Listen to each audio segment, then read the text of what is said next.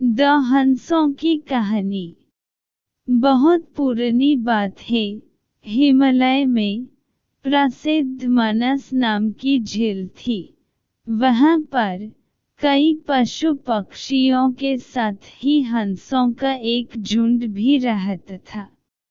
उनमें से दो हंस बहुत आकर्षक थे और दोनों ही देखने में एक जैसे थे, लेकिन उनमें से एक राजा था और दूसरा सेनापति। राजा का नाम था धृतराष्ट्र और सेनापति का नाम सुमुख था।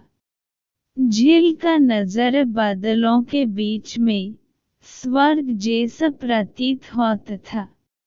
उन समय झील और उसमें रहने वाले हंसों की प्रसिद्धि वहां आने जाने वाले पर्यटकों के साथ देश विदेश में फैल गई थी। वहां का गुणगान कई कवियों ने अपनी कविताओं में किया, जिससे प्रभावित होकर वाराणसी के राजा को वह नज़ारा देखने की इच्छा हुई।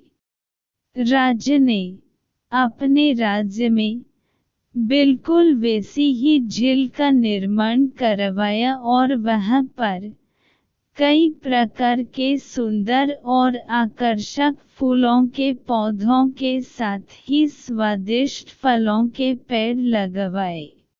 साथ ही विभिन्न प्रजाति के पशु पक्षियों की देखभाल और उनकी सुरक्षा की व्यवस्था का आदेश भी दिया।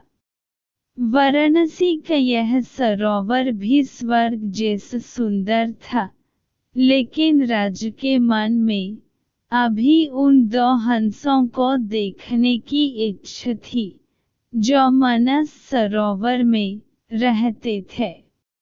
एक दिन मानस सरोवर के अन्य हंसों ने राजा के सामने वाराणसी के सरोवर जाने की इच्छा प्रकट की, लेकिन हंसों का राजा समझदार था। वह जानता था कि अगर वो वहां गए तो राज उन्हें पकड़ लेगा। उसने सभी हंसों को वाराणसी जाने से मना किया, लेकिन वो नहीं माने। तब राजा और सेनापति के साथ सभी हंस वाराणसी की ओर उड़ चले। जैसे ही हंसों का झुंड उस झील में पहुंचा, तो अन्य हंसों को छोड़कर प्रसिद्ध दो हंसों की शोभा देखते ही बनती थी। सोने की तरह चमकती उनकी चोंच, सोने की तरह ही नजर आते उनके पैर और बादलों से भी ज्यादा सफेद उनके पंख हर किसी को अपनी ओर आकर्षित कर रहे थे। हंसों के पहुंचने की खबर राजा को दी गई। उसने हंसों को पकड़ने की युक्ति सोची और एक रात जब सब सो गए, तो उन हंसों को पकड़ने के लिए जाल बिछाया गया।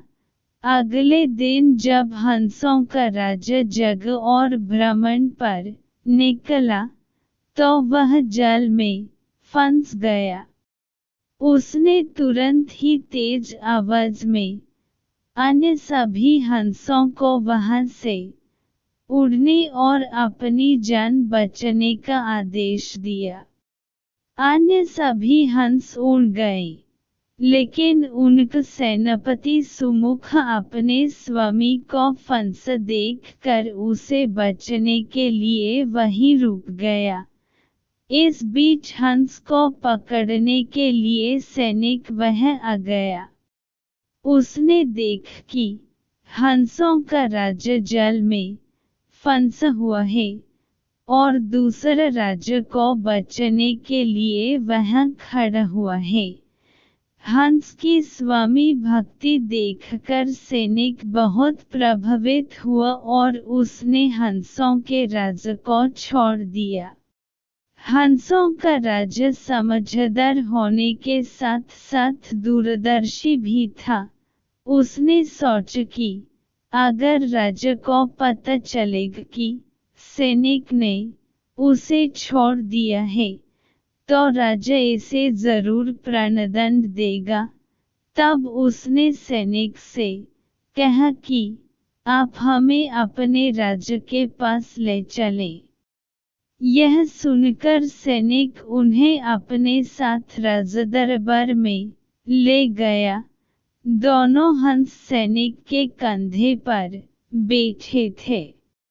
हंसों को सैनिक के कंधे पर बैठ देखकर हर कोई सोच में पड़ गया। जब राजा ने इस बात का रहस्य पूछा तो सैनिक ने सारी बात सच सच बता दी। सैनिक की बात सुनकर राजा के साथ ही सारा दरबार उनके साहस और सेनापति की स्वामी भक्ति पर हैरान रह गया और सभी के मन में उनके लिए प्रेम जग उठा। राजा ने सैनिक को माफ कर दिया और दोनों हंसों को आदर के साथ कुछ और दिन ठहरने का निवेदन किया। हंस ने राजा का निवेदन स्वीकार किया और कुछ दिन वहां रुककर वापस मानस झील चले गए। कहानी से सीख: किसी भी परिस्थिति में हमें अपनों का साथ नहीं छोड़ना चाहिए।